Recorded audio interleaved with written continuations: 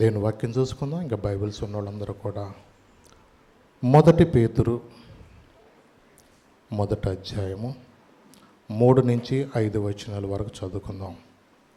Bibles ఉన్న వాళ్ళందరూ ఒకసారి చూడండి. దేవుని వాక్యం చూసుకుందాం. 1 పేతురు 1వ అధ్యాయము 3 నుండి 5 వరకు మైక్లో ఎవరన్నా చదివి సహాయం చేయండి అన్న. మన ప్రభువగు యేసుక్రీస్తు తండ్రి అయిన దేవుడు స్తుతింపబడును గాక.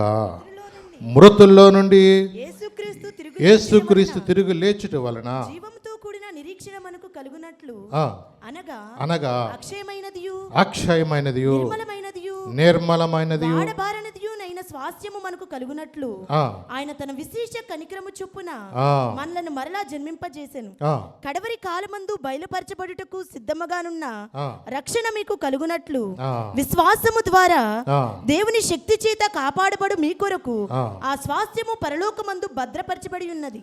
చాలు చూడండి. ఇక్కడ వాక్య భాగంలో పేతురు గారు అంటే యేసు ప్రభువుకు దగ్గరగా నడిచిన వ్యక్తి.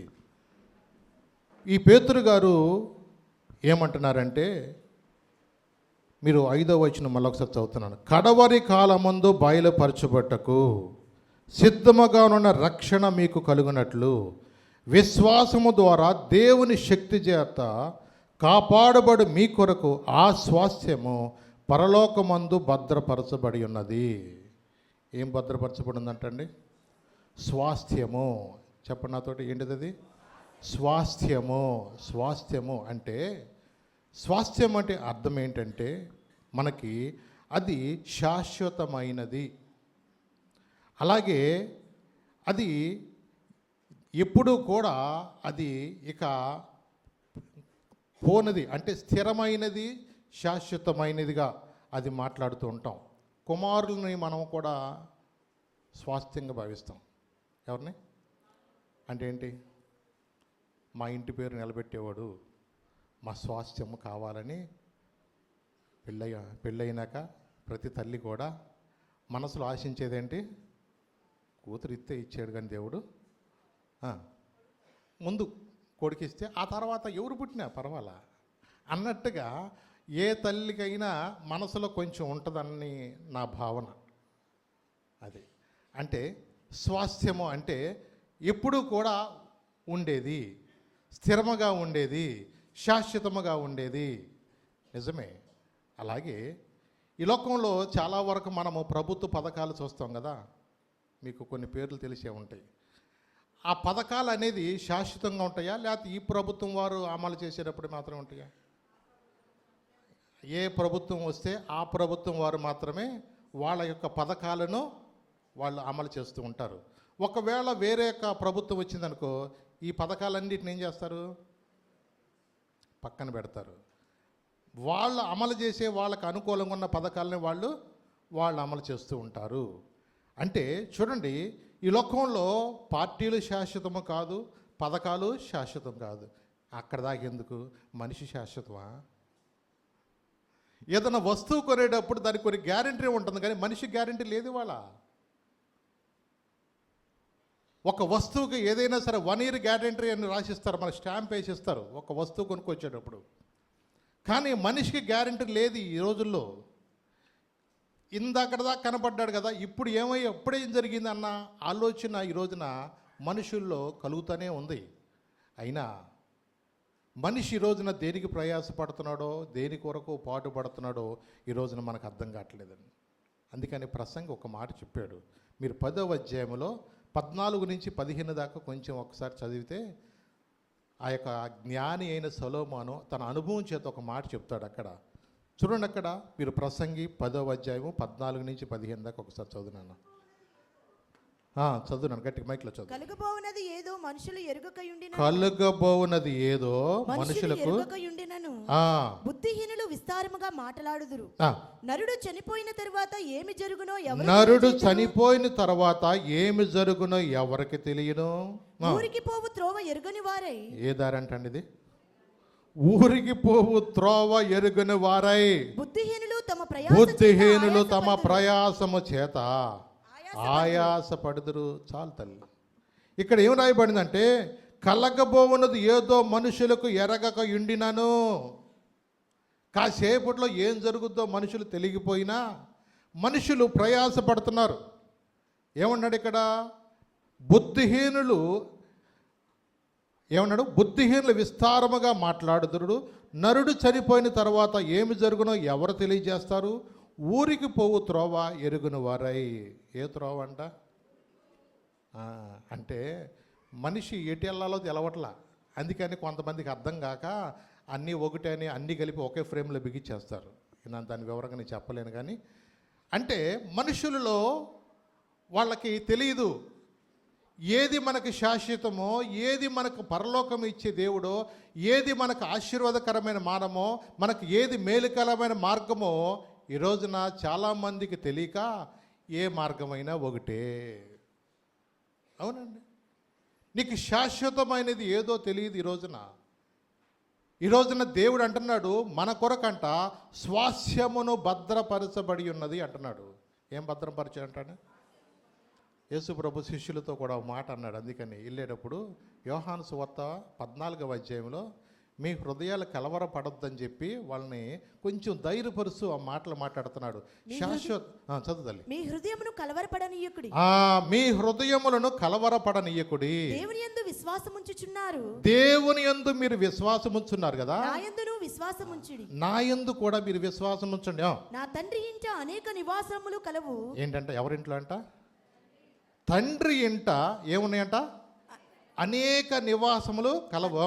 లేని యెడల మీతో చెప్పుదును. లేకపోతే మీకు చెప్తాను. మీకు స్థలము సిద్ధపరచ వెళ్ళుచున్నాను. దేనికోసం అంటండా? మీకు స్థలము సిద్ధపరచి వెళ్ళుచున్నాను. నేను వెళ్ళి మీకు స్థలము సిద్ధపరిచిన యెడల నేనుండు స్థలములో మీరును ఉండులాగన.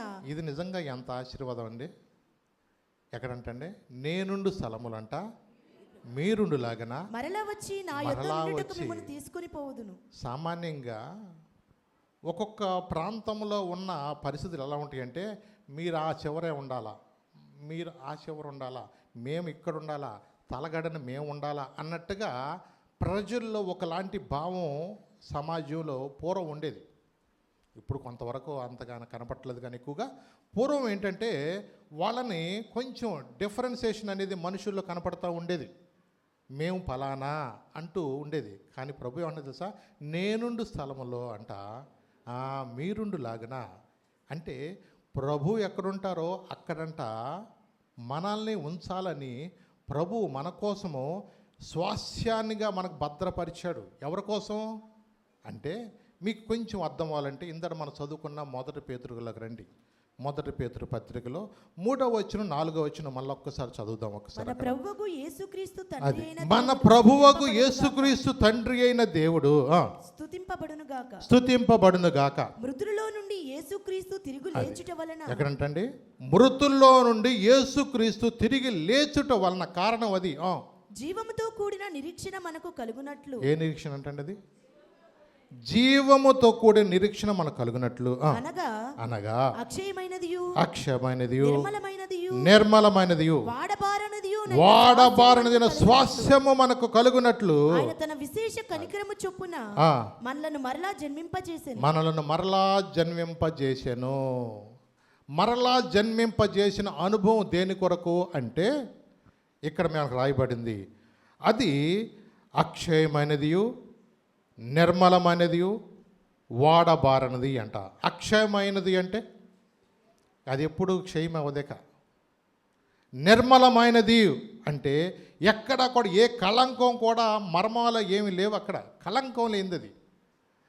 అలాగే వాడబారనిది అంటే ఎప్పుడూ కూడా తోటకూర పొద్దున కొన్నది సాయంత్రం కల్లా ఏమైపోద్ది? వాడిపోద్ది. పరీక్షలో తప్పిన వాళ్ళ మొహం ఎట్టుంటుంది? వాడిపోద్ది. భర్త గోప మీద కొట్టిన వాళ్ళ మొహాలు ఎట్టుంటాయి? వాడిపోతుంది. భర్త రాత్రి తాగి వచ్చి 90 years పడుకుంటే తెల్లారికి మొహాలు ఎట్టుంటాయి? వాడిపోతాయి. కుటుంబాల్లో నెమ్మది ఉండదు, సంతోషం ఉండదు. నిజమే. అంటే చూడండి, దేవుడు మన కొరకు స్వాస్యాన్ని అంట భద్రపరచబడంట. ఆ స్వాస్యం ఎలా ఉంటుంది అంటే ఆయన అంటున్నాడు ఇక్కడ అక్షయమైనది. ఎలాంటిదంట? అక్షయమైనదియు నిర్మలమైనదియు వాడబారినదైన స్వాస్యము మనకు కలుగునట్లు ఆయన తన విశేష కనికరము చొప్పున మనలను మరలా జన్మింపజేసెను. ఏం చేశాడంటే ఆయన మరలా జన్మింపజేసెను. మరలా జన్మింపజేయటం అంటే నికోదేము అడుగుతాడు. ఎక్కడ అడిగాడు చూడండి ఒకసారి. యోహాను సువార్త 3వ అధ్యాయంలో 3వ వచనంలో ఉంటుంది అన్నమాట ఆ మాట. నికోదేము అడుగుతాడు. యోహాను సువార్త 3వ అధ్యాయము, మీరు తిరిగి జన్మించాలని ప్రభు చెప్తున్న మాటలను బట్టి అక్కడ అంటాడు. చూడండి ఒకసారి. యూదుల అధికారి అయిన నికోదేమును పరిసయ్యుడు ఒకడుండెను. యూదుల అధికారి అయిన నికోదేముని పరిసయ్యుడు ఒకడుండెను. అతడు రాత్రి యందు అతని యొద్దకు వచ్చి, అంటే అతని యొద్ద కంటే యేసు ప్రభు వారి దగ్గరికి వచ్చి, బోధకుడా నీవు దేవుని యొద్ద నుండి వచ్చిన బోధకుడు అని మేము ఎరుగుదుము.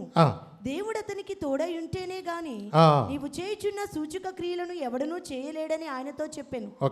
అందుకు యేసు అతనితో, ఒకడు క్రొత్తగా జన్మించితేనే కాని ఏంటంట ఒకడు క్రొత్తగా జన్మించితేనే కాని అతడు దేవుని రాజ్యమును చూడలేడని నీతో నిశ్చయముగా చెప్పు. అతడు దేవుని రాజ్యమును చూడలేడని మీతో నిశ్చయముగా చెప్పుచున్నాను. అందుకు నికోదేము, ముసలివాడైన మనుషుడు ఎలాగూ జన్మింపగలడు? రెండవ మారు తల్లి గర్భమందు ప్రవేశించి జన్మింపగలడా అని ఆయన అడుగగా యేసు ఇట్లనెను, ఒకడు నీటి మూలముగాను ఆత్మ మూలముగాను జన్మించితేనే ఒక నీటి మూలముగాను ఆత్మ మూలముగాను జన్మించితేనే గాని దేవుని రాజ్యంలో ప్రవేశింపలేడని నీతో నిశ్చయముగా చెప్పుచున్నాను. అంటే నికోదేము అనుకున్నాడు, మరలా జన్మించడం ఏంటి, నేను మళ్ళా తల్లి గర్భంలోకి నేను మళ్ళా ఎలా వెళ్తాను అంటూ అడుగుతున్న ప్రశ్నకి ఆయన చెప్తున్నాడు. అంటే ఒక వ్యక్తి అంట ఆత్మ మూలముగాను నీటి మూలముగాను జన్మించాలి అని వాక్యం చెప్తుంది. మరి తిరిగి జన్మించిన అనుభవం లేనిదే స్వాస్థ్యాన్ని మనం అనుభవించలేమని దేవుని వాక్యం స్పష్టంగా చెప్తుంది. ఏ అనుభవం వెళ్ళాలంట? తిరిగి జన్మించే అనుభవము. పేతురు గారు ఇక్కడ ఏమన్నాడు? ఇక్కడ మరలా జన్మింప చేసెను అంటే మనను బోర్న్ అగైన్ అంటే నువ్వు తిరిగి మళ్ళా జన్మించే అనుభవంలోకి నీవు వెళ్ళాలి. తల్లి గర్భము నుండి అందరూ పుడతారు, కానీ ఈ లోక సంబంధమైన మురికిలో మనం ఎప్పుడైతే ఉండిపోతామో ఈ లోకములో ఉన్న ప్రతి ఒక్క మురికి, పాపము, శాపము ఏదైతే మన మీద ఏలుబడి చేస్తుందో వాటి నుండి మనం ఏం చేయాలంటే నిత్యరాజ్యానికి వెళ్ళాలంటే పాపమును గురించి నీతిని గురించి ఒప్పింపు చేసి ఆత్మ మనం పొందాలంటే ఆ లోతైన రక్షణ అనుభవంలోకి మనం వెళ్ళాలి. అంటే మన పాపములను మనము ఒప్పుకునే ఎడల ఆయన నమ్మదగిన వాదును నీతిమంతుడు కనుక మన పాపములను క్షమించి సమస్త దుర్నీతి నుండి కూడా ఆయన ఏం చేస్తారు మనల్ని. అంటే తిరిగి జన్మించే అనుభవంకి వెళ్ళాలంటే మొదట మనం చేయవలసింది ఏంటంటే మన పాపమును మనం ఒప్పుకోవాలి. ఎలా ఒప్పుకోవాలి? మొదట మనుషుల దగ్గర చేసినవి కూడా ఒప్పుకోవాలి. అంటే కొన్ని పొరపాట్లు చేస్తాం, దుర్భాషలు ఆడవచ్చు మనుషుల్ని, అలాగే ఎవరినైనా సరే ఆయాస పట్టేటట్టుగా మాట్లాడే స్వభావాలు మనుషుల్లో ఉంటాయి. దేవునికి వ్యతిరేకంగా కూడా చేసిన విషయాలు కూడా మన దగ్గర ఎన్నో దేవుని దుఃఖం కలిగించిన విషయాలు కూడా ఎన్నో ఉంటాయి. వాటన్నిటి విషయంలో కూడా మనం ఏం చేయాలా చెప్పండి? పశ్చాత్తాపడి ఒప్పుకోవాలి. అందుకని అతిక్రమం దాచిపెట్టేవాడు వర్ధిల్లాడు, వాడిని ఒప్పుకొని విడిచిపెట్టేవాడు కనికరము పొందుతాడు. అంటే మరలా జన్మించే అనుభవంలోకి ప్రతి ఒక్కరూ వెళ్ళాల్సిందే. ఆ అనుభవం లేకుండా ఎవరం కూడా మనము స్వాస్థ్యాన్ని అనుభవించలేమని దేవుని వాక్యం స్పష్టంగా చెప్తుంది. ఇక్కడ ఏమైనా రికమెండేషన్లు ఉంటాయా? నేను ఏదన్నా చర్చిలో పలానా కానుకేసానని కానీ, నేను చర్చిలో నేను అవి కొన్నాను ఇవి కొన్నానని కానీ ఏమన్నా రికమెండేషన్ ఏమైనా పని చేస్తాయా? అవి పని చేయవు కదా. ఒకళ్ళ పాస్టర్ గారు అబ్బాయి అని రికమెండేషన్ ఉంటుందా? అలాంటివి ఏమి ఉండవు కదా. అంటే దేవుడి దగ్గర ఏ భేదం, నువ్వు ఎవరివైనా సరే, నువ్వు యూదుడివైనా గ్రీసు దేశస్తుడివైనా, నువ్వు నల్లోళ్ళవైనా తెల్లోళ్ళవైనా, అమ్మాయి అయినా అబ్బాయి అయినా, పిల్లోడువైనా పెద్దోడువైనా ఏ భేదము లేదు. దేవుని దగ్గరకు వచ్చినప్పుడు మనమందరం కూడా పాపులమని దేవుని వాక్యం చెప్తుంది. వాక్యం అదే చెప్తుంది, నీతిమంతుడు లేడు, ఒక్కడు కూడా లేడు. అవునండి, ఎవడు లేడు. ఈ రోజున అందరం కూడా ఏదో ఒక పొరపాటు చేసిన వాళ్ళమే, కానీ మనందరికీ ఒక ఆశ ఉండాలి. ఏం ఆశ ఉండాలా? స్వాస్థ్యాన్ని అనుభవించాలి. ఏ స్వాస్థ్యం అనుభవించాలా? నిత్యం ఉండే ఆ రాజ్యంలో ఇవాళ మనకి దేవుని సేవకున్నారు, మందిరం ఉంది, వాక్యం ఉంది, మనకు అన్నీ ఉన్నాయి. పూర్వకాలం ఏమున్నాయండి? సృష్టి ఆరంభములో దేవునితో నడిచిన వాళ్ళు లేరా? ధర్మశాస్త్రము లేనప్పుడు కూడా నోవాహు కాలములో దేవునితో నడిచిన వాక్యం విన్నామా లేదా? ఆదికాండం 5వ అధ్యాయంలోకి రండి ఒకసారి. ఆయన ఎలా జీవించాడు? 23వ వచనం అనుకుంటా చూడండి, అక్కడ 5వ అధ్యాయం చూడండి ఒకసారి. హనోకు దినములన్నీ అక్కడ ఇద్దరు గురించి చెప్తున్నాను. హానోకు దినములన్నీ కూడా 365 ఏండ్లు. ఎన్ని సంవత్సరాలు అంటమ్మా? 365 ఏండ్లు. హనోకు దేవునితో నడిచిన తరువాత దేవుడు అతన్ని తీసుకుని పోయిన గనుక దేవుడు అతన్ని ఏం చేశాడంటే తీసుకుని పోయిన గనుక అతడు లేకపోయాను. 365 సంవత్సరాలు బ్రతికిన తర్వాత దేవుడు అన్నంట, హనోకు వచ్చేవా అన్నంట. అంటే ఏమంటున్నాడు? మనమైతే ఎన్ని వంకలు పెడతాం, ఆగయ్యా ఈ చిన్న పిల్ల కూతురు మనవరాలు పెళ్లి కూడా చేసినాక 100 సంవత్సరాలు వచ్చినా సరే మనకు మనసు ఎలా ఉంటుంది? ఏదో ఇంకా అనుభవించాలి, ఇంకేదో చూడాలా, ముని మనవడు పెళ్ళి కూడా, ఆ పెళ్ళి కూడా చూసేసి అన్నట్టుగా మనిషిలో ఎవరికైనా ఉంటుంది, కామన్ అది. కానీ హానోకు అలా అనుకోలేదంటండి. హానోకు దేవునితో నిజంగా ఎంత రిలేషన్ అంటే, హానోకుని దేవుడు రమ్మనంగానే వెంటనే అలాగే ప్రభు అన్నంట, వెంటనే అతను కొనిపోయానని వాక్యం ఉంది. 6వ అధ్యాయములో మళ్ళా ఇక్కడ 8, 9 కూడా చూద్దాం. నోవాహుని గురించి కూడా దేవుడు ఏం చెప్తున్నాడు? అయితే నోవాహు యెహోవా దృష్టి యందు కృప పొందినవాడాయన. యెహోవా దృష్టి యందు ఏమంటే కృప పొందినవాడు. నోవాహు వంశావళి ఇదే. నోవాహు యొక్క వంశావళి ఇదే. నోవాహు నీతిపరుడును. నోవాహు ఎవరంటండి? నీతిపరుడును. తన తరములో నిందారహితుడై ఉండెను. తన తరములో నిందారహితుడై ఉండెను. నోవాహు దేవునితో కూడా నడిచినవాడు. ఎవరితో నడిచాడండి? నోవాహు అంట దేవునితో కూడా నడిచండ. అంటే ఇన్నిసార్లుగా మనం వాక్యం వింటున్నాము, ఇన్నిసార్లుగా రక్షణ గురించి మనం చెప్పుకుంటున్నాము, దేవుడి యొక్క నిత్య రాజ్యం గురించి మనం ఎన్నోసార్లు వింటున్నాము. కానీ ఆ దినాల్లో దేవునితో నడిచిన వ్యక్తిగా ఉన్నాడంటండి. ఎప్పుడు? తన తరములో. అంటే చూడండి, కొంతమందిని దేవుడు చూస్ చేసుకున్నట్టుగానే ఈ రోజున నీ జీవితంలో, నా జీవితంలో కూడా నన్ను ఆయన యొక్క సంకల్పంలో మనం ఏర్పరచుకున్నాడు. మన యోగ్యతను బట్టి కాదు, కానీ లోకంలో మనకన్నా గనులైన వాళ్ళు ఎంతోమంది ఉన్నారు. కానీ దేవుడు తన స్వాస్థ్యముగా ఆయన కుమారులు, ఆయన కుమార్తెలుగా ఆయన మన కొరకు భద్రపరిచేయుడన్న నిత్య రాజ్యంలోకి మనందరినీ అర్హులుగా చేయాలని మనలను ఆయన తన స్వకీయ జనులుగా ఏర్పరచుకున్నాడు. అవునండి. అందుకని ధర్మశాస్త్రం లేనప్పుడు హానోకు కూడా ఎలాగైతే దేవునితో నిజంగా నడిచిన వ్యక్తిగా, నోవాహు దేవునితో నడిచిన వ్యక్తిగా, వారి యొక్క తరములో దేవుని కొరకు ఎలాగ నిలబడ్డారో ఈ తరములో నేను కూడా నిలబడాలని దేవుడు కోరుకుంటున్నాడు. అవునండి. అందరూ వెళ్ళలేరని దేవుని వాక్యం స్పష్టంగా చెప్తుంది. అందరూ వెళ్తారా నిత్యరాజ్యంలోకి? ఆ రాజ్యంలో ప్రవేశించేవారు కొందరైన వాక్యం చెప్తుంది. ఇరుకు మార్గాన వెళ్ళేవారు కొంతమందే. నిజమేనండి. తర్వాత కాలంలో మీరు చూస్తే అబ్రహాము, ఇస్సాకు, యాకోబులు వారు కూడా దేవుని యందు భయభక్తులు కలిగిన వారుగా బ్రతికారు. మరి దేవుని యొక్క వాక్యానుసారంగా ఆ రోజున ఉండటానికి ధర్మశాస్త్రం లేదు వాళ్ళకి. అబ్రహాముకు ఉందా? ఇస్సాకు ఉందా? యాకోబుకు ఉందా? దేవుని యొక్క మాటకు వాళ్ళు విధేయత చూపించారు. దేవుడు చెప్పిన మాటను వాళ్ళు లోబడ్డారు. వాళ్ళు ఎప్పుడైతే దేవుని మాటకు లోబడ్డారో, విధేయత చూపించారో, వారిని అన్నాడు దేవుడు, తరతరములకు దేవుడు మిమ్మల్ని ఆశీర్వదిస్తున్నాడు. అవునండి. ఇన్ని తరాలంటే అబ్రహాము పొందుకున్న ఆశీర్వాదము నేటికి ఆ పరంపర కొనసాగుతూనే ఉంది. నేను కూడా మన తరానికి రాబోయే మన బిడ్డలకు మనం ఎలా ఉండాలంటే ఆశీర్వాదకరంగా ఉండాలి. అందరికి ఆశ ఉందా లేదా చెప్పండి? దేవుడు మన కొరకు ఆయన సిద్ధపరుస్తున్న స్వాస్థ్యం అనుభవించాలందా లేదా? ఎలాంటి స్వాస్థ్యం అది? వాడబారని స్వాస్థ్యము నాకై పరమందు దాచియుంచితివా, వాడబారని స్వాస్యము నాకై పరమందు దాచియుంచితివా. వాగ్దాన ఫలము అనుభవింప నీ కృపలో నన్ను పిలచితివా. వాగ్దాన ఫలము అనుభవింప నీ కృపలో నన్ను పిలచితివా. మహోన్నతుడా నీ కృపలో నేను నివసించుట నా జీవిత ధన్యతయున్నది.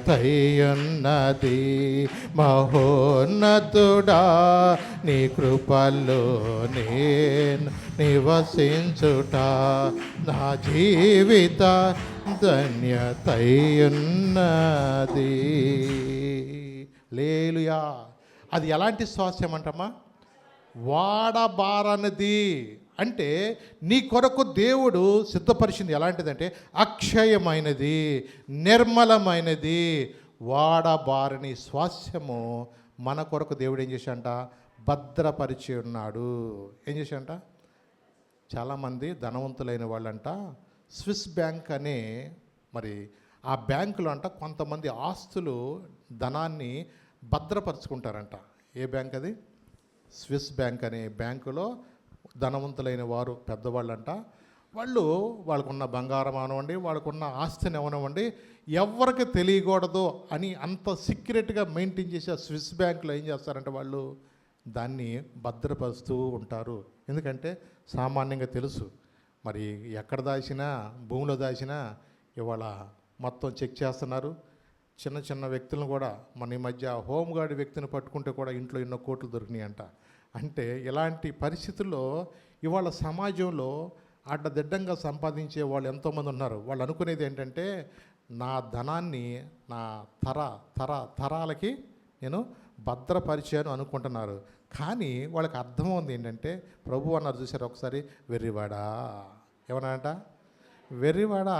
నిజమే, తను కూడా అనుకున్నాడంట నా కొరకు ధాన్యమును సమకూర్చుకుని పెద్ద పెద్ద గిడ్డంగులు కట్టించి తను అనుకున్నాడు నా ప్రాణమా తినుము త్రాగుము సుఖించుము అంటూ అట్లాగా అనుకున్నాడు మనసులో. అనుకుంటాడు అన్నంట, వెర్రివాడా ఈ రాత్రి నేను నీ ప్రాణం అడుగుచున్నాను కదా, నువ్వు సిద్ధపరిచినవి ఎవరికి అగుతాయి అనుకుంటున్నాడు. తనకు తెలియదు, తను ఏదో అనుకుంటున్నాడు. ఈ రోజున నిజమేనండి, ఈ రోజున ప్రతి మనిషి కూడా మనకున్న ఆశ ఏంటంటే నా బిడ్డలో ఒక క్షేమంగా ఉండాలని ఏ తల్లిదండ్రులు కోరుకుంటాం, అది సమంజసమే. కానీ ఈ రోజున ఎలా ఉంటుందంటే మనిషికి మించిన ప్రయాసపడుతున్నారు, మనిషికి మించిన ఈ రోజున కంఫర్ట్స్ అనేది ఈ రోజున పిల్లలకు అలవాటు చేస్తున్నారు. అందుకని పిల్లలు ఈ రోజున ఏ పని చేయాలన్నా వాళ్ళు కష్టపడి పని చేయలేకపోతున్నారు. కొంచెం ఎండ వస్తే అమ్మో నేను ఎండలో వెళ్ళలేను ఏంటి రాస్తున్నారు. ఈ మధ్య క్రికెట్ ప్లేయర్స్ రాసుకుంటే చూసేవాళ్ళం అప్పుడప్పుడు. ఈ మధ్య ప్రతి ఇంట్లో సన్ స్క్రీన్ లోషన్ అంట. ఏ లోషన్ అంటమ్మా? భలేగా ఉంది. ఈ మధ్య చాలా రకరకాలు వస్తున్నాయి ఈ మధ్య.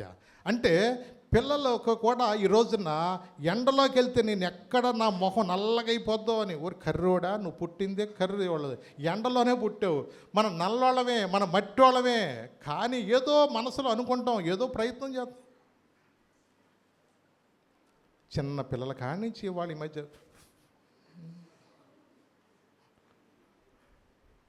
ఈ రోజున నిజమేనండి. మా చిన్నప్పుడు పిల్లలేమో ఏదో గుత్తులు కాయలు ఉండేవి. అదేం కాయలు అంటారు? కిల్లి కాయలు అనేవాళ్ళు. మరి అదేదో కాయలు అనేవాళ్ళు. ఆ కిల్లి కాయలకి నలిపితే ఎర్రగొచ్చి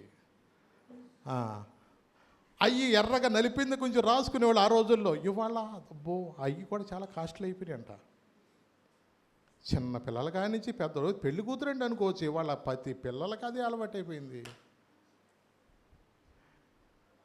కానీ వాక్యం అందము మోసకరము సౌందర్యము ఏది శాశ్వతమైనది నీకు? గుణవతి అయిన భార్య అంట దొరుకుట అరుదు, అట్టిది ముత్యము కంటే అమూల్యమైనదండి. అవునండి, మనం పై పైన చూసుకుంటాం మనుషులుగా. కానీ ఏది మనకు శాశ్వతము, ఏది మనకు ఆశీర్వాదకరమో నిజమే. ఈ రోజున మన బిడ్డలకు కూడా నేర్పవలసింది ఏంటంటే వారిని కష్టపడే విధానంలో వాళ్ళని కూడా నేర్పించాలి. వాళ్ళని చదివిస్తున్నామో వాళ్ళు ఏదో కంఫర్ట్గా ఉండాలని ఆశపడుతున్నాం, కానీ కొన్ని పనులు కూడా తెలవాలి వాళ్ళకి, ఏది ఎలాగ ఉంటాయో. కొంతమంది పిల్లలకి మనం తినే బియ్యం అవి ఎక్కడి నుంచి వస్తున్నాయో తెలియని సమాజంలో ఉన్నాయి వాళ్ళ. అప్పుడప్పుడు మన పిల్లలు చూపించాలి, మనం తినే అన్నం ఈ పంట నుండే పండుద్ది అబ్బాయి, నువ్వు పొద్దున్న ఇడ్లీలు వేసుకుంటున్నావు కదా, ఈ ఇడ్లీలు కూడా ఈ మినువు పంటలోంచే వస్తున్నాయి. పిల్లలకి ఈ రోజున తెలియదు, అది ఎక్కడి నుంచి వస్తుందో తెలియదు. నాకు చట్నీ చేస్తే తింటా అంటున్నారే కానీ ఇది ఎక్కడి నుంచి వచ్చిందో తెలియని దినాల్లో ఉన్నాం వాళ్ళ పిల్లలకి. తల్లిదండ్రులు కష్టపడ్డారు కానీ బిడ్డలకు వాటిని చెప్పలేక నా బిడ్డలా కష్టపడకూడదు అనుకుంటున్నాం, కానీ వాడికి కొన్ని నేర్పించాలా. నిజమే.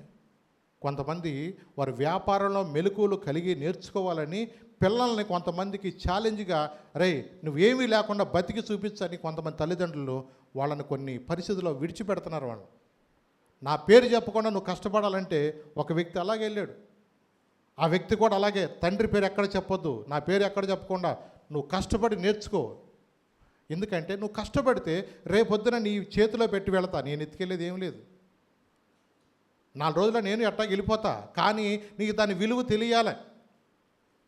దాన్ని ఎలాగో కాపాడుకోవాలో, దాన్ని ఎలా భద్రపరచుకోవాలో, దాని మెలకువలు ఎలా కలిగి ఉండాలో, పని వాళ్ళతో ఎలా మాట్లాడాలో, ఇవన్నీ కూడా నీవు కొన్ని తెలుసుకోవాలని బిడ్డలకు నేర్పించాలి. ఊరుకోమ్మా చేతులకు అందిపోతాయి, నువ్వెప్పుడు రుద్దుతావు, నీ మిషన్ కొంటాలి అంటే అన్ని చోట్ల సాగుతాయా మనకి? మన బిడ్డలకు నేర్పించుకోవాలి అన్ని విషయాల్లో. లేదంటే మన్నే తిడతారు రేపొద్దున, భలే పెంపకంలే అమ్మ అంటారు రేపొద్దున. అబ్బాయిల్ని అంటారు, అమ్మాయిల్ని అంటారు. అందుకనే మన బిడ్డలకి ఏది మనకి నేర్పించుకోకపోతే తర్వాత మనం చెప్పలేం. అందుకని భక్తిని కూడా మనం ఎప్పుడు నేర్పించాలా? నీ బాల్య దినం అందే నీ సృష్టికర్తను ఏం చేయాలా? స్మరణకు తెచ్చుకోవాలి. అవునండి, దేవుడు వాళ్ళని ప్రేమించాడు. మోషే తర్వాత కూడా వాళ్ళకి ధర్మశాస్త్రాన్ని దేవుడు ఇచ్చాడు కదా. ఆ ధర్మశాస్త్రం ఇచ్చిన తర్వాత దేవుడు వారికి ఆజ్ఞలు ఇచ్చాడా, వారికి కట్టడలు ఇచ్చాడా? మీరు ఎలా నడుచుకోవాలో దేవుడు చెప్పిన మార్గాన్ని చెప్తే వాళ్ళు అందరూ కూడా నమ్మారా? వాగ్దాన భూమికి వెళ్ళేటప్పుడు వాళ్ళలో ఎంతమంది అండి సణిగిన వాళ్ళు ఉన్నారు? అంటే వాళ్ళు ఆ క్షణంలో ఏదో అప్పుడు ఆహారం కోసం చూస్తున్నారు. మాకు కీరకాయలు లేవు, దోసకాయలు లేవు, చేపలు లేవు, మాంసం లేవు. అరే దేవుడు వాళ్ళకేమో శాశ్వతమైన వాగ్దాన దేశముకు, పాలు తేనె ప్రవహించే దేశానికి నేను మీకు ఇవ్వబోతున్నానా అంటే నమ్మారా? అవిశ్వాసంతో మాట్లాడలేదా వాళ్ళు? నిజమే. వాళ్ళ మనసంతా ఎక్కడుంది? రండి ఒక్కసారి సంఖ్యాకాండం 11వ అధ్యాయం 5వ వచనం చూద్దాం. సంఖ్యాకాండము 11వ అధ్యాయము 5వ వచనం చదువునాను. వాళ్ళ మనసంతా ఎటు మీద చూడండి. ఐగుప్తులో మేము ఉచితముగా తినిన చేపలు ఏంటంట మళ్ళీ? ఐగుప్తులో మేము ఉచితముగా తినిన చేపలను, కీరకాయలను, దోసకాయలను, కూరాకులను, ఉల్లిపాయలు, తెల్లగడ్డలు వచ్చుచున్నవి. అబ్బా పొడుకున్న లేచిన అయ్యే గుర్తొస్తున్నాయి వాళ్ళకి. ఇంకా చదవాలి. ఇప్పుడు మా ప్రాణము సొమ్మసిల్లెను. ఏమైపోయిందంటే నాలుగు సై తప్పిందంట, సొమ్మసిల్లిపోయిందంట. ఈ మన్నా కాక మా కన్నులు ఎదుట మరేమీ లేదని చెప్పుకొనిరి. ఏమండి పొయ్యి మీద పెట్టకోకుండా దేవుడు పరలోకం నుంచి మన్నాను పంపిస్తే ఎప్పుడు ఈ కీరకాయలు మాకు లేకోకుండా, చేపలు లేవు, కీరకాయలు లేవు, దోసకాయలు లేవు, ఈ మన్నా తెల్లగా చస్తున్నావు అంటున్నాడు. ఏమండి రోజు చేపల కూర పెడితే తింటావా? నువ్వు రోజు మాంసం కూర పెడితే తింటావా? నువ్వు 4 రోజులు తిన్న తర్వాత ఎప్పుడు పప్పుచారు కాసుకుందాం అనిపిస్తుంది నీకే. ఏమి లేదేక జాడిచ్చి 4 రోజులు కొట్టిందంటే ఇక ఏమి లేదేక మళ్ళీ మజ్జిగలోకి వచ్చేస్తావు ఆటోమేటిక్గా. వాళ్ళకి శుభ్రంగా అరిగేది, ఎక్కడ ఏమి అనారోగ్యం అవ్వకోకుండా దేవుడు వాళ్ళకి ఆరోగ్యాన్ని కాపాడుకుంటాక దేవదూతలు తినే పరలోకం మన్నా వాళ్ళ కోసం పంపిస్తే వీళ్ళకి ఏం గుర్తొస్తున్నాయి? ఆ రోజున మేము అక్కడ తిన్నాం, చేపలు లేవు. ఏమన్నారు? చేపలంట, కీరకాయలంట, దోసకాయలంట, కూరాకులంట, ఉల్లిపాయలంట, తెల్లగడ్డలంట, ఏమవుతున్నాయి అంటే స్వాస్థ్యము గొప్పదా, ఈ కీరకాయలు దోసకాయలు గొప్పవా చెప్పండి? పరలోకం గొప్పదా, ఈ లోకంలో ఈ ఎగిరే గంతులు డీజేలు గొప్పవా? నోటితో గట్టిగా చెప్పండి, నాకు చెప్పండి. పరలోకమే గొప్పది. ఆడవాళ్ళు చెప్తున్నారు, మగవాళ్ళు ఏమి నాకు వినపడలా. అందుకని ఏది గొప్పది? మరి ఈ గొప్పదాని కొరకు మనం వేచి చూడాలా, లోక సంబంధమైన ఈ యొక్క తాత్కాలికమైన సంతోషం కోసం ఎదురు చూడాలా? పరలోకం అనేది శాశ్వతమైనది. ఏది శాశ్వతం? పరలోకం అనేది శాశ్వతము. ఆ శాశ్వతమైన దానికి మనం వెళ్ళాలంటే ఈ లోకంలో ఏం చేయాలంటే మరలా జన్మించే అనుభవంలోకి మనం వెళ్ళాలి. ఏ అనుభవం అది? మరలా జన్మించే అనుభవము, తిరిగి జన్మించిన అనుభవము, రక్షణ అనుభవము, బ్యాప్టిజం అనుభవము, ప్రభు బలలో పాల్గొనే అనుభవం. వీటన్నిటి ద్వారా మనము వెళ్ళకపోతే స్వాస్థ్యాన్ని మనం అనుభవించలేము. ఏమనుభవించలేము? స్వాస్థ్యమును అనుభవించలేము. ధర్మశాస్త్రము లేనప్పుడు హానోకు, నోవాహులు ఆ కాలంలో వాళ్ళు దేవునితో నడిచిన వ్యక్తులు ఉన్నారు. ధర్మశాస్త్రం వచ్చిన తర్వాత, కట్టడలు వచ్చిన తర్వాత దేవుని మాట నమ్మకోకుండా వాగ్దాన భూమిని నేను మీకు ఇస్తానని చెప్పినా వాళ్ళు నమ్మలేదండి. వాళ్ళు అక్కడ, అవునండి. ఇంకొక గుంపు ఉంది అక్కడ. ఆ గుంపు ఏంటి తెలుసా? మేము మళ్ళీ ఐగుప్తుకి వెళ్ళిపోతామని గుంపు. వాళ్ళు ఎవరో మళ్ళీ మేము ఐగుప్తుకి వెళ్ళిపోతామని. అంటే కొంతమంది మనసు ఎలా ఉంటుందంటే, నాకు ఏదో ఈ మతం కలిసి రాలేదన్నట్టుగా, ఇంత ఖచ్చితంగా మరీ అంతా మేము ఉండలేము అన్నట్టుగా, దేవుని కొరకు నిలబడవలసిన సమయంలో నిలబడుకోకుండా కొన్నిసార్లు మనస్సాక్షిని బాధ పెట్టుకుంటా నేను ఉండలేను, ఆ లోకంలోకి వెళ్ళిపోతే బెటర్ అని చెప్పి మళ్ళా ఐగుప్తులకు మళ్ళీ ఏం చేస్తారంటే వాళ్ళు వెళ్ళిపోదాం అనుకున్నారు. ఎందుకు? వాళ్ళు నమ్మలేదు. ఎవరు నమ్మలా? రండి మళ్ళా సంఖ్యాకాండంలోకి రండి ఒక్కసారి. సంఖ్యాకాండంలోకి వెళదాం. అక్కడ 14వ అధ్యాయము 3-4 వచనాలు చదువుతున్నాను ఒకసారి. వాళ్ళందరూ కూడా సణుగుతున్నారు అక్కడ. 14 సమాజము అయ్యో, ఐగుప్తులో మేమేలా చావలేదు, ఐగుప్తులో మేమేలా చావలేదు, అరణ్యమందు మేమేలా చావలేదు, మేము కత్తివాత పడినట్లు యెహోవా మమ్మను ఈ దేశములోనికి ఎలా తీసుకొని వచ్చెను, మా భార్యలు మా పిల్లలు కొల్లపోవుదురు, తిరిగి ఐగుప్తుకు వెళ్ళుట మాకు మేలు, తిరిగి ఐగుప్తుకు వెళ్ళుట మాకు మేలు కదా అని వారితో అనిరి.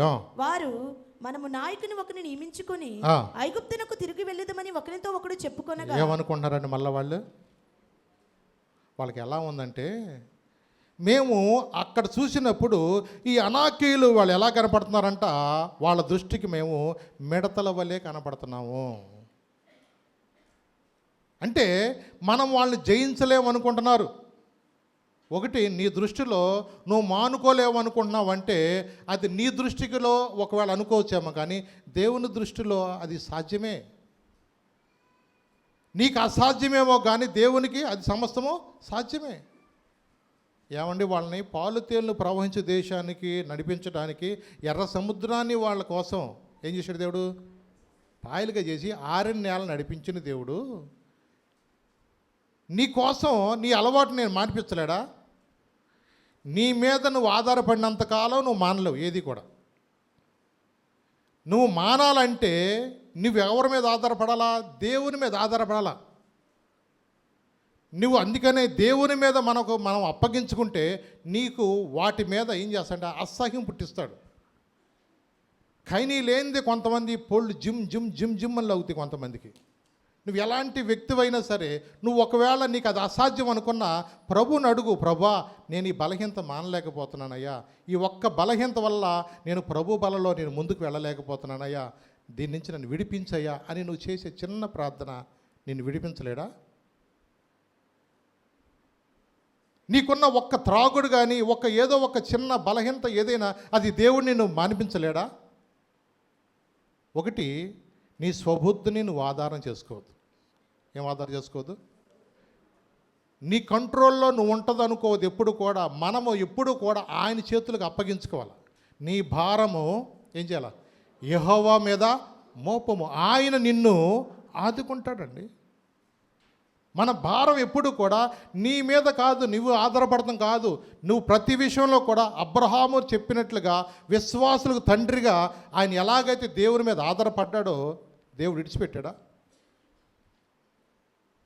చూడండి, ఎన్ని కఠినమైన పరీక్షలు, ఏ ఒక్కడో కూడా నాకు తెలిసినంత వరకు అలాంటి పరీక్షలో పాస్ అవ్వలేడు. అబ్రహాం పరీక్ష, ఒక్కడయ్యే ఉన్న కుమారుడు నాకు బలిగా ఇవ్వమంటే ఎవడన్నా చేయగలుగుతావా? మారు మాట్లాడుకోకుండా ఆ పని చేయటానికి అబ్రహాం ముందుకు వచ్చాడు. అవునా? మారు మాట్లాడలేదంతే. కానీ దేవుడు అంత జాలి లేనుడా? దేవుడికి తెలీదా నీకు బిడ్డలను ఇచ్చినప్పుడు, బిడ్డల విషయంలో,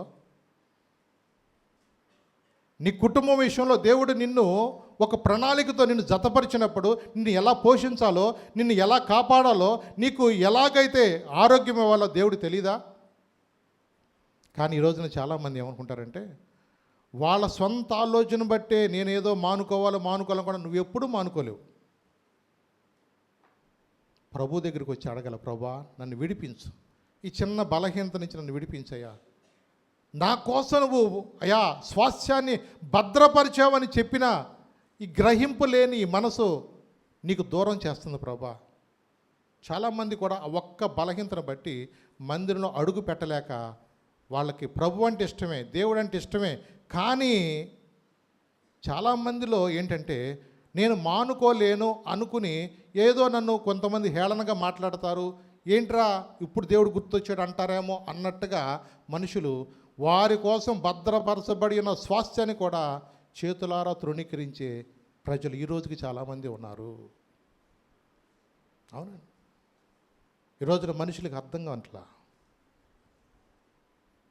దేవుడు నన్ను ఎంత ప్రేమించాడో ఈరోజు మనకు అర్థం కావట్లేదనండి. ఈ రోజున దేవుడు వాగ్దానం ఇచ్చాడు, పర్వతములు తొలగినను మెట్టలు తత్తరిల్లినా, పర్వతములు తొలగినను మెట్టలు తత్తరిల్లినా, నా కృపా నిన్ను పీడదాని అభయమిచ్చితివే, నా కృపా నిన్ను పీడదాని అభయమిచ్చితివే, శాశ్వతమైనది నీవు నాయడ చూపిన కృపా, అనుక్షణం నన్ను కన్ను పాపవలే, అనుక్షణం నన్ను కన్ను పాపవలే కాచిన కృపా, శాశ్వతమైనది నీవు నాయడ చూపిన కృపా. నిజమే, దేవుడు మీకోసం స్వాస్థ్యాన్ని సిద్ధపరచున్నానయ్యా, కట్టని పురములను త్రవ్వని బావులను దేవుడు మీకోసం ఇశ్రాయేలు ప్రజల కోసం దేవుడు సిద్ధపరుస్తుంటే అవిశ్వాసంతో మాట్లాడారండి వాళ్ళు. దేవుడు వారి కోసమే అక్కడెవరో హివ్వీలు, పెరిజీలు, ఎబీసీలు ఉన్న ఆ స్థలంలో పాలు తేనె ప్రవహించే దేశంకు నేను వారిని తోడుకు వెళ్ళాలని మోషేను పంపించి, యెహోషును పంపించి దేవుడు వారిని నడిపిస్తుంటే ఎన్నిసార్లు సణిగారండి వాళ్ళు. దేవుడు పనిష్మెంట్ వాళ్ళ మీదకి ఎలా వచ్చిందో తెలుసా? చూడండి ఒక్కసారి, సంఖ్యాకాండం 14వ అధ్యాయంలో 34-35 వచనం చదివాను ఒకసారి. మీరు ఆ దేశంలో సంచరించి చూచిన 40 దినముల లెక్క ప్రకారం, 40 దినముల లెక్క ప్రకారము దినమునకు 1 సంవత్సరము చొప్పున, దినమునకు 1 సంవత్సరం చొప్పున 40 సంవత్సరములు మీ దోష శిక్షను భరించి నేను మిమ్మును రోజు వేసినట్టు తెలుసుకుందును. ఇది యెహోవా అను నేను చెప్పిన మాట, ఇది యెహోవాను నేను చెప్పిన మాట. నాకు విరోధముగా కూడిన చెడ్డదగు ఈ సర్వ సమాజమునకు నిశ్చయముగా దీని చేసేదను. ఈ అరణ్యములోనే వారు క్షీణించుదురు, ఇక్కడనే చనిపోదురు అనెను. ఇక్కడే వాళ్ళు చనిపోతారు. చనిపోట దేవుడు తెచ్చాడు వాళ్ళని. ఈ లోకంలోనే మనం కూడా ఇలాగే పాపంలోని శాపం నశించిపోటాకే దేవుడు నేను మందిరం తీసుకొచ్చాడా? లోకములో దేవుడు నాకు అవసరం లేదనుకున్న వాళ్ళ సంగతి వదిలేయండి.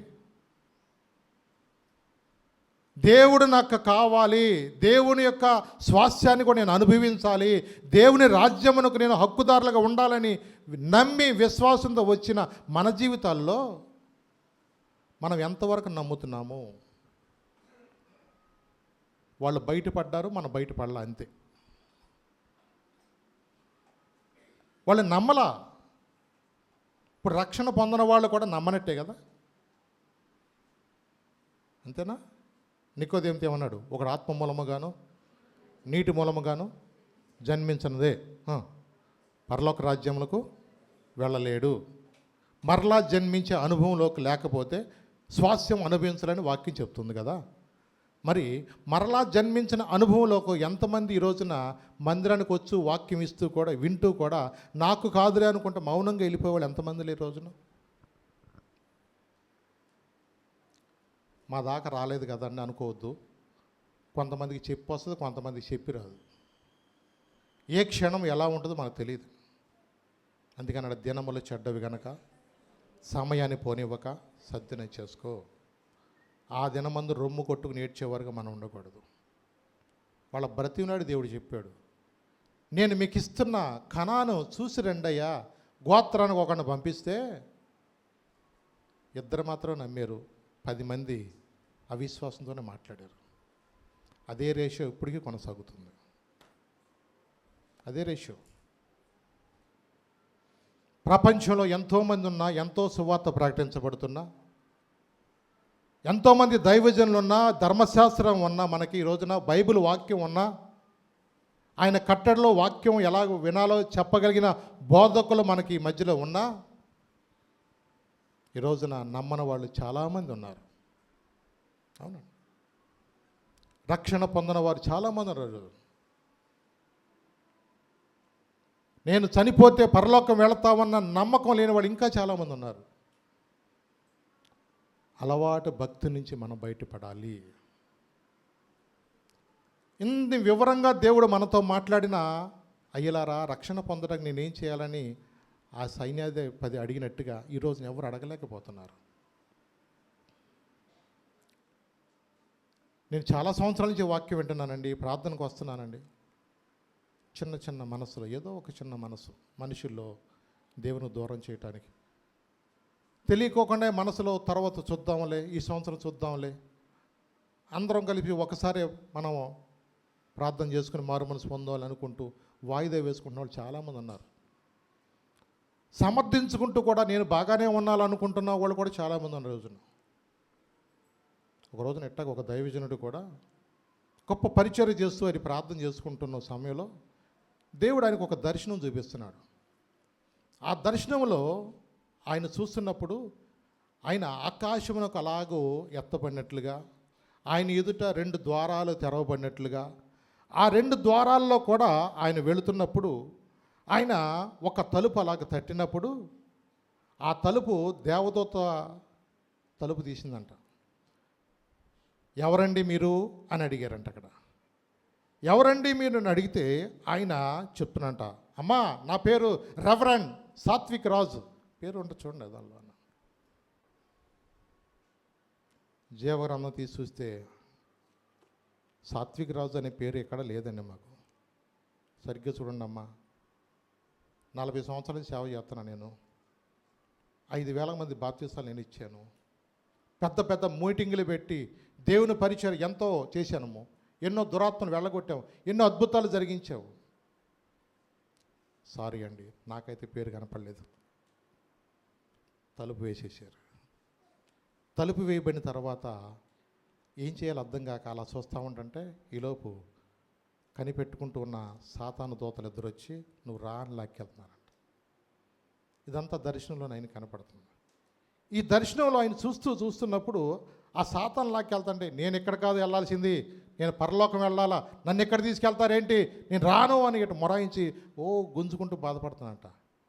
ఈలోపు దేవుని స్వరం వినపడుతుందంట, సహోదరుడా నీ మీద కొంచెం చెడ్డగా మాట్లాడిన ఆ వ్యక్తిని నువ్వు క్షమించలేకోకుండా అతని విరోధంగా నువ్వు మాట్లాడుతూ అతన్ని క్షమించలేని హృదయం నీ మనసులో పెట్టుకున్నావు కదా, నువ్వు నేను నీకు చెప్పలేదా? పరలోక ప్రార్థన నేను శిష్యుడికి చెప్పలేదా? మా ఎడల అపరాధము చేసిన వారిని మేము క్షమించిన ప్రకారము మా అపరాధం మీరు క్షమించమని. ఎవరినై? మా ఎడల అపరాధము చేసిన వారిని క్షమించిన ప్రకారమే మా అపరాధం కూడా క్షమించు. మన అపరాధాలు క్షమించబడాలంటే మనం చేయవలసింది ఏంటి? ఎవరి మీద అయితే చిన్న మనసు, క్షమించలేని మనసు, వాళ్ళ చూడంగానే మూతిడి తిరిగిపోద్ది మనకి. వాళ్ళు ఈ గుమ్మలోంచి వస్తే మనం ఈ గుమ్మలోంచి వెళ్ళిపోతాం. అంటే ఏంటి? ఏదో లోపల తేడా ఉంది. క్షమించలేని మనసు, మనసులో కష్టం. ఈ కష్టం మనసులో పెట్టుకున్నప్పుడు ప్రార్థన మనకు నడవదు. ఏదో ఆటోమేటిక్గా ఏదో అనుకుంటాం తప్ప, వాళ్ళని కాపాడి వీళ్ళని కాపాడి అమెరికాని దీవించను, యెరూషలేము దీవించను అంటాం తప్ప,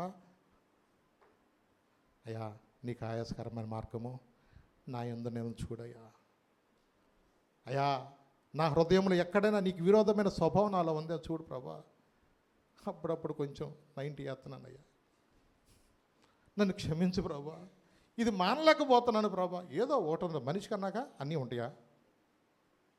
ఒకటి చాలదా? 100 అవసరంలా? ఒక్కటి చాలు, ఒక బలహీనత చాలు నిన్ను లాక్కెళ్ళిపోటాకి. ఆ విషయాన్ని దేవుడు అతను జ్ఞాపం చేస్తున్నప్పుడు అతని మనసులో గలిబిలైపోతున్నాడు. దేవుడు మళ్ళా నీకు అవకాశం ఇచ్చాను, నువ్వు వెళ్ళు అనేకి ఆ దర్శనం చూసినప్పుడు గుండె పగిలిపోయిందంట. అమ్మో ప్రభా, నేను నిజంగా వెళ్ళిపోయిన అనుకున్నాను ప్రభా, నేను ఆ నిత్య నరకాగ్ని నుంచి నేను వెళ్ళిపోవాల్సిన పరిస్థితి ప్రభా. వెంటనే ఆ కుర్రోని పిలిపించుకుని దైవజనుడు కాళ్ళు పట్టుకుని, అయ్యా ఏదో చిన్న మనసు నీలో పెట్టుకుని క్షమించలేక విరోధంగా నువ్వు మాట్లాడావని, ఆ మనసుతోటే నా మనసులో కష్టం ఉందయ్యా, దయచేసి నన్ను క్షమించయ్య అంటూ తను నిజంగా తన క్షమాపణ అడిగినప్పుడు కోల్పోయిన నెమ్మది, కోల్పోయిన మనశ్శాంతి, మళ్ళా ఆ అనుభవాన్ని తను పొందుకున్నప్పుడు తనకు సంతోషం ఆగలేదంటండి. నిజమేనండి. ఎందుకంటే ఒక వ్యక్తిగా మనం కొన్నిసార్లు దేవుడు మనకు నేర్పిస్తున్నప్పుడు అవి కూడా మనం ఏం చేయాలంటే అనుభవం గుండా మనము వెళ్ళాలి. అవునండి. అతనికి అర్థమైంది ఏంటో తెలుసా? తను తర్వాత చూసుకుంటే ఆ పరిస్థితులను బట్టి తనకు వచ్చిన అనుభవాన్ని బట్టి ఆయన ఒక పుస్తకం రాశాడు. క్షమాపణ లేని హృదయాలు నరకానికి నిలయాలని పుస్తకాలు రాశాడు ఆయన. ఏంటంట? క్షమాపణ లేని హృదయాలు నరకానికి నిలయాలనే పుస్తకం ఆయన రాశాడు. చూడండి, ఒక్కొక్క అనుభవం ఏం చేస్తుంది? ఒక క్రొత్త అనుభవంలోకి ఒక వ్యక్తిని తీసుకెళ్తుంది. దేవుడు కూడా నాకు అట్లా చూపిస్తే నేను కూడా మారతాగండి అనుకోవచ్చు. కొంతమందికి దర్శనం చూపిస్తాడు, కొంతమంది వాక్యం ద్వారా మాట్లాడతాడు, కొంతమంది దర్శనంలో దేవుడు మాట్లాడవచ్చు. ఎవరిని ఎలాగ మాట్లాడతాడో అది నీకు తెలవాలి. ఎందుకంటే ఆత్మ చెప్పు సంగతిలో, అంతేనా? చెవుల్లో నుండి వినుగాక అన్నాడు. ఆత్మ చెప్పు సంగతిలో ఎవరు వినాలా? చెవి గలవాడు వినుగాక. అందుకని ప్రకటన గ్రంథంలో ఒక మాట స్పష్టంగా చెప్పాడు. రండి ఒక్కసారి, మరి ఎవరు పరలోకానికి వెళతారు ఎల్లరో కూడా చెప్తున్నాడు. ప్రకటన గ్రంథము 21వ అధ్యాయము 7-8 వచనాలు ఒకసారి చదువుతున్నాను. ప్రకటన గ్రంథము 21వ అధ్యాయము 7-8 వచనం చదువుకోవాలి. జయించువాడు వీటిని స్వతంత్రించుకొనును. జయించువారు వీటిని స్వతంత్రించుకుంటారు. నేను అతనికి దేవుడినై ఉండును, అతడు నాకు కుమారుడై ఉండును. పిరికివారును అవిశ్వాసులను అసహ్యులను నరహంతకులను వ్యభిచారులు మాంత్రికులు విగ్రహారాధకులు అబద్ధికులందరూ అగ్ని గంధకములతో మండు గుండములో పాలు పొందుదురు. ఇది రెండవ మరణము. ఎవరి కోసం రాశాడు ఇది? ఎవరి కోసం రాశాడు ఇది? మన కొరకే. అంత్యదినముల్లో మనకు బుద్ధి కలగటానికి. అందుకని కొంతమంది ఈ మర్మం కూడా వెనకోకుండా అంటారు, నిద్ర అక్కడికో పోతారు. కొంతమందికి ఆ మనోనేత్రాలు తెరవబడవు.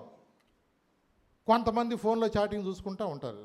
ఇంకా కొంతమంది ఎక్కడో ఇంటికాడ మూత వేసి వచ్చానో లేదా తలుపేసి వచ్చానో, నా చెప్పులో ఎత్తుకుపోయాడా.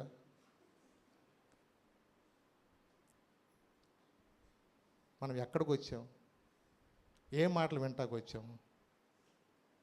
స్వాస్యము మన కోసం భద్రపరచబడిందన్న మాట దేవుడు మనతో మాట్లాడుతున్నప్పుడు, ప్రభా ఆ స్వాస్యము నేను అనుభవించుకోకుండా నాలో పెరికితనం ఉందా? అయ్యా నాలో అవిశ్వాసం ఉందా? నాలో అసహ్యమైన పనులు చేసే ఉన్నాయా? నరహత్య చేసే స్వభావం ఉందా, వ్యభిచార మనసు ఉందా, మాంత్రికులు అంటే మాంత్రికులు ముగ్గులేసినట్టుగా ఏమవుతారు, అందుకని ముగ్గులేయరు ప్రార్థనలు ఎవరో కూడా, అలవాటు ఇంకా మానేశారో లేదు కొంతమంది. మొన్న నన్ను ఒక అమ్మాయి అడిగింది ఫోన్ చేసి, అయ్యగారు నువ్వు చాలా కష్టంలో ఉంది కదా అమ్మాయి, మా ఇంటికాడ వచ్చి 2 గీతలు గీసి వెళ్ళొచ్చుగా అందంట. ఏంటంట, పొద్దున్నే కొద్ది నీళ్ళు కొట్టి 2 గీతలు గీస్తే నెలకు 1000 రూపాయలు ఇస్తానందంట. నాకు ఫోన్ చేసింది, అమ్మ ఒకసారి కాదనుకుని నువ్వు దేవునిలోకి వచ్చావు, మళ్ళీ నీ మనసు ఎక్కడ లాగుతుంది, 1000 రూపాయలు దేని మీద 2 గీతలు గీసి వెళ్తే. అమ్మ మన గీత సరిగ్గా ఉంటే ఇక్కడ దాకా ఎందుకు వస్తాం, మనకి దేవుని యందు భయభక్తులు కలిగి ఉండటం మనం నేర్చుకోవాలా. ఈ లోకంలో శాశ్వతమైన ఆస్వాస్యం అనుభవించాలంటే దేవుని కొరకు మనం విడిచిపెట్టాలా. అవునా, ఎవడైనను నన్ను వెంబడింపగోని తనను తానే ఉపేక్షించుకుని తన సిలువనెత్తుకుని నన్ను వెంబడించాలి. అంటే శ్రమల గుండా నువ్వు వెళ్ళాలి. ప్రార్థనకు వచ్చినప్పుడు పూలబాట కాదు, ప్రార్థనకు వచ్చినప్పుడు అన్నీ ఎదురు చేత అనుకోవద్దు. ఏ పరిస్థితుల్లోకైనా సరే ఆయన నిన్ను కాపాడతాడు, కానీ నిన్ను చూస్తూ నిన్ను నడిపిస్తాడు ఆయన. అందుకని మనము కుడికి కానీ ఎడమకు కానీ తొట్టిల్లుకోకుండా మనము జాగ్రత్తగా వాక్యానుసారంగా ముందుకు వెళ్ళాలి. అందుకని మోషేకు తోడుకున్నట్టుగా నేను నీకు తోడుకుంటాను వాగ్దానం ఇచ్చిన వాగ్దానం యెహోషువ పట్ల నెరవేరాలంటే నువ్వు ధర్మశాస్త్రానికి తప్పిపోకూడదు. దేవుడు మనకు వాక్యం ఇచ్చాడు, వాక్యం ద్వారా మనతో మాట్లాడుతున్నాడు. ఎవరో ఆ స్వాస్థ్యాన్ని అనుభవిస్తారో, ఎవరో స్వాస్థ్యాన్ని అనుభవించరో దేవుడు మనతో మాట్లాడుతున్నప్పుడు మనం కూడా గ్రహించుకోవాలి. నిజమే. అందుకని ఎలాగుండాలి మనము, ఆదివారం వస్తే సరిపోద్దా, రోజు స్నానం ఎందుకు చేయాలి, రోజు ఇల్లు ఎందుకు తొడవాలా, నిజమే. అలాగే లోకంలో ఉన్నప్పుడు కొన్నిసార్లు ఏదన్నా మురికి మనలో రావచ్చు. దాని విషయంలో మనం ఏం చేయాలంటే మరలా మనం ప్రార్థన చేసుకుని, ప్రభువా ఎక్కడైనా నీకు ఇష్టం లేని స్వభావం నాలో ఉందేమో, చిన్నవి ఏదన్నా ఉన్నా వెంటనే దాన్ని సరి చేసుకుంటానికి ప్రార్థన చేసుకుని, ప్రభువా నాలో ఎక్కడ చిన్న మనసు రానివద్దు ప్రభువా. అందుకని చాలా జాగ్రత్తగా ఉండాలి. ఫ్రెండ్షిప్ అనేది చాలా మనిషిని పాడు చేస్తుంది. ఏంటిది ఫ్రెండ్షిప్. యవనస్తులు కూడా చాలా జాగ్రత్తగా ఉండాలి. అందుకని నువ్వు చేసే సహవాసాన్ని బట్టే నీ అలవాట్లు నీ మాటలు ఉంటాయి. నువ్వు ఎవరితో సహవాసం చేస్తున్నావో అలాంటి స్వభావాలు మ్యాచ్ అవుతూ ఉంటాయి వాళ్ళు. వాళ్ళు ఎలా డ్రెస్ చేసుకుంటున్నారో నువ్వు అలా డ్రెస్ చేసుకోవాలనుకుంటావు, వాళ్ళు ఎలాగూ వాళ్ళు అనుకరించాలనుకుంటారో వాళ్ళు అనుకరించాలంటే నువ్వు అనుకుంటావు. వాడు పిల్లిగడ్డ పెంచి నువ్వు పిల్లిగడ్డ పెంచాలనుకుంటావు, వాడు ఇంకేదో చిరిగిపోయిన జీన్స్ ప్యాంట్ వేసుకుంటే నువ్వు కూడా చిరిగిపోయిన జీన్స్ ప్యాంట్ వేసుకోవాలనుకుంటావు. అంటే సహవాస దోషాన్ని బట్టి మనుషులు ఏమనుకుంటారంటే వాళ్ళకిలాగా ఒక చూసుకుంటూ ఉంటారు. నీ సహవాసం ఎవరితో ఉండాలో తెలుసా? అందుకని యేసు వైపు చూచొచ్చు. అందుకని మీరు క్రీస్తుతో లేపబడిన వారైతే, బెండకాయ ఎటు చూస్తుంది ఇప్పుడు, బెండకాయ ఎటు చూస్తుందా ఎటు చూస్తుందా, పైకే చూస్తుంది. మొక్కజొన్న పొత్తులు ఎటు చూస్తాయి, సన్ఫ్లవరు. అంటే ఒక జంతువు ఉంటుంది ఎప్పుడు కూడా. అవునండి, మన భూ సంబంధమైన మనసు కాదండి, మనకు పరలోక స్వాస్థ్యాన్ని దేవుడు మనకి ఇచ్చాడు. ఆ స్వాస్థ్యము కోసమే మనం బ్రతకాలి, ఆ స్వాస్థ్యము కొరకే మనం నిలబడాలి. దేవుడు మనకు వాక్యాన్ని ఇచ్చాడు, దైవజనులు ఇచ్చాడు. అనేక సార్లు మనతో తేటగా మాట్లాడుతున్నది ఎందుకో తెలుసా? నీ కోసం ఆ స్వాస్థ్యము భద్రపరచబడింది, చేతులారు నువ్వు పోగొట్టుకోకూడదని. అవునండి, అందుకని స్ఫురణ సంఘంతో ఒక మాట చెప్పాడు, ఆ మాట చెప్పు ముగిస్తాను. ప్రకటన గ్రంథంలో రండి, 2వ అధ్యాయము 10వ వచనం చదువునాను. ప్రకటన గ్రంథము 2వ అధ్యాయము 10వ వచనం. ఇదిగో మీరు శోధింపబడినట్లు అపవాది మీలో కొందరిని చెరలో వేయింపబోచున్నాడు. 10 దినములు శ్రమ కలుగును, మరణము వరకు నమ్మకముగా ఉండుము, నేను నీకు జీవ కిరీటము ఇచ్చేదను. ఎప్పటి వరకు ఉండాలంట చెప్పండి, ఎప్పటి వరకు? మరణము వరకు మనం ఎలా ఉండాలంట? నమ్మకంగా ఉండాలి. ఎవరికి నమ్మకం ఉండాలి? నీ ఇంట్లో కూడా నమ్మకం ఉండాలి. భార్యతో నమ్మకం ఉండాలా, భర్తతో నమ్మకం ఉండాలా, తల్లిదండ్రులకి నమ్మకంగా ఉండాలా, అంతకన్నా ఎక్కువగా దేవునితో కూడా మనం ఎలా ఉండాలా, నమ్మకంగా ఉండాలి. ఎప్పటి వరకు పడతాం, ప్రాణం పోయేంత వరకు నీతో నేనయ్యా. ఆహా, ఇట్లా ఏంటంటే పాటలు అమ్మ నిజమే ఎంత భక్తులయ్యా అనుకుంటాం మనం. ఎప్పుడు దాకంట మట్టిలో వేసేదాకే ఇంత పెద్ద పెద్ద పాటలు పాడుతున్నాం. నిజమైన పాటలేనా మనం? నిజమేనండి. మనం ఒక్కసారి నిజంగా మనం పాడే పాటలు అర్థం చేసుకుని పాడితే అసలు నోరు రాదు మనకి. ప్రభు నిజం పాడలేమని దేవుని కొరకు నిజంగా ప్రభు అలా నిలబడే స్వాస్థ్యాన్ని అనుభవించాలి. ఆశ మనకు ఉండాలి. ఇప్పుడు దేవుని కొరకు బ్రతకాలని తపన మనలో ఉండాలి. దేవుని కొరకు నిలబడాలనే ఆశ నీలో ఉంటే తప్పకుండా దేవుడు నడిపిస్తాడు. చిన్నపిల్లల్ని చక్కగా తండ్రి తల్లి చేయబట్టుని ఎలా నడిపిస్తాడో అలాగే నిన్ను కూడా ఆయన నడిపిస్తాడు. మధ్యలో నాకు తెలుసులే అనుకుంటూ మనం ఎప్పుడైతే ఆయన చేయి వదిలేసి లోకంలోకి వెళ్ళిపోతామో ఈ ఫ్రెండ్స్ నిన్ను లోకంలోకి నడిపించేస్తారు. నువ్వు మళ్ళా కనపడినంత చీకట్లో నడిపించేస్తారు. రకరకాలైన అలవాట్లన్నీ వచ్చేసినాక ఆ తప్పిపోయిన కుమారులాగా బాధపడుతూ ఉంటాం. మనం అలా ఉండటానికి కాదండి. దేవుడు ఇంకా నీ కొరకు ఆయన 2 చేతులు చాపి నీ కొరకు ఆయన ఎదురు చూసేది ఎందుకో తెలుసా? నీ కొరకు భద్రపరచబడిన స్వాస్థ్యాన్ని నువ్వు అనుభవించాలని. అది నీ కొరకు సిద్ధపరిచిన స్వాస్థ్యము నువ్వు పోగొట్టుకోకూడదని. లేచి నిలబడదాం, ప్రభుతో చెప్దాం, చిన్న ప్రార్థన చేసుకుందాం, ప్రభుని అడుగుదాం. ప్రభా, నన్ను ప్రేమించి నాతో ఈ దినమంతా మాట్లాడుతున్నందుకు వందనాలు. యేసు క్రీస్తు తిరిగి లేచుట వలన జీవముతో కూడా నిరీక్షణ మనకు కలుగునట్లు, అనగా అక్షయమైనది నిర్మలమైనది వాడబారదైన స్వాస్థ్యము మనకు కలుగునట్లుగా ఆయన విశేష కనికరము చొప్పున మనను మరలా జన్మింపజేసిన నన్ను మాట్లాడే ప్రభా. అవునయ్యా, మరలా జన్మింపజేసింది వాడబారనిది అక్షయమైనది ప్రభా, క్షయము కాని దాని కొరకు ప్రభా నాయన మమ్మల్ని సిద్ధపరుస్తున్న దేవానికి వందనాలు తండ్రి. అవునయ్యా, ఏది మాకు ఆశీర్వాదకరమో, ఏది మాకు శాశ్వతమో, ఏది మాకు మేలుకరమైన మార్గమో ప్రభా మాతో మాట్లాడుచున్నందుకు వందనాలు. హృదయమంతటితో ప్రభుతో చెప్దాం. ప్రభా, నా నోటిలో ప్రభా అబద్ధాలు మాట్లాడనివద్దయ్యా. నా నోటితో ప్రభా ఎవరి మీద మనసులో చిన్న మనసు ఉండనివద్దయ్యా. ఎవరి మీద కష్టము నాలో ఉండనివద్దు ప్రభా.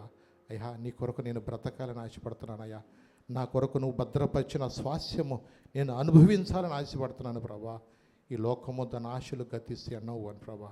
ఈ చిన్న చిన్న వాటి కొరకు నా జీవితాన్ని పాడు చేసుకునే వద్దు ప్రభా. చిన్న ప్రభా అయా తొందరపాటు పనుల వల్ల నీవిచ్చే ఆ నిత్య రాజ్యమే పోగొట్టుకునే వద్దు ప్రభా. తండ్రి నీకు వందనాలు. మా కొరకు ప్రాణం పెట్టిన దేవా నీకు వందనాలు ప్రభా. మా కొరకు ప్రభా నాయన సిలువలో నువ్వు రక్తము కార్చిన దేవా నీకు వందనాలు ప్రభా. దేవా నిజమే ప్రభా, జీవమ్మతో కూడిన నిరీక్షణ మాకు ఇచ్చిన దేవా నీకు వందనాలు తండ్రి. ఈ లోకంలో నిరీక్షణ లేక అప్పులు పాలైపోయిన వాళ్ళు అయా లోక ఆశల్లో పడిపోయి అయా వ్యర్థమైన వాటి కొరకు పరిగెత్తు వారి జీవితాల్లో ఎంతోమంది ముగించుకుంటున్న ఈ దినాల్లో నీ మమ్మల్ని ప్రేమించి మాతో మాట్లాడుతున్నందుకు వందనాలు ప్రభా. దేవా, నీ వాక్యం మళ్ళీ స్థిరపరచను, నీ వాక్యంలో మమ్మల్ని బలపరచను ప్రభా. నీ వాక్యానుసారంగా జీవించే జీవితాలు మాకు దయచేయ ప్రభా. నీ కృపలో ప్రతి ఒక్క బిడ్డను కూడా జ్ఞాపకం చేసుకో. ఈ వాక్య ప్రకారం జీవిస్తూ నీవిచ్చే నిత్య స్వాస్థ్యము మా కొరకు భద్రపరచబడుతుందని ఆశతో మెలకుగలిగి ప్రభా నీ రాజ్యములో ఉండటానికి మమ్మల్ని మేము దావీదు వలె పరీక్షించుకుంటూ పరిశీలించుకుంటూ ముందుకు సాగే బ్రతుకులు మాకు దయచేయమని యేసు నామమున నడుచున్నాను తండ్రి. ఆమేన్, ఆమేన్, ఆమేన్.